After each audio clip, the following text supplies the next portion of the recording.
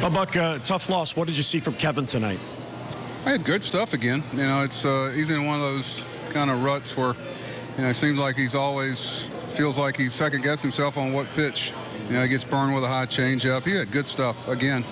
And sometimes you got to remind yourself he's in the process that a young pitcher goes through, trying to figure it out, much like Chris Tillman, a lot of good pitchers. So, you know, I know he's frustrated because he's carrying good stuff again tonight.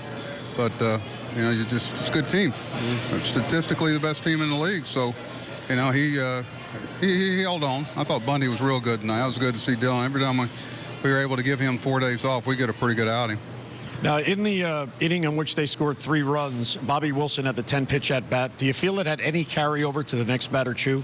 Of course it did. You know, that's why, you know, he had a bunch of big at-bats that weren't, you know, a lot of people may not look at them overly statistically productive, but they're productive for their team. But, you know, the key to the game is the bases loaded situation where we didn't push anybody across. We had another chance at the end. You know, their guy pitched a lot. You know, I think he's leading all of baseball in appearances.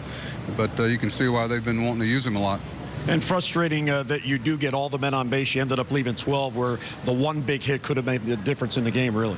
Yeah, we had a lot of challenges tonight. We had 3 to 4 guys we couldn't use tonight, so we needed Dylan to try to get deep in the game. That's what's frustrating for him. And you know, I'm sorry, Kevin. And then Dylan got deep with us. So, you know, it's a long way to come to get that close. But, you know, they've been winning a lot of these close games.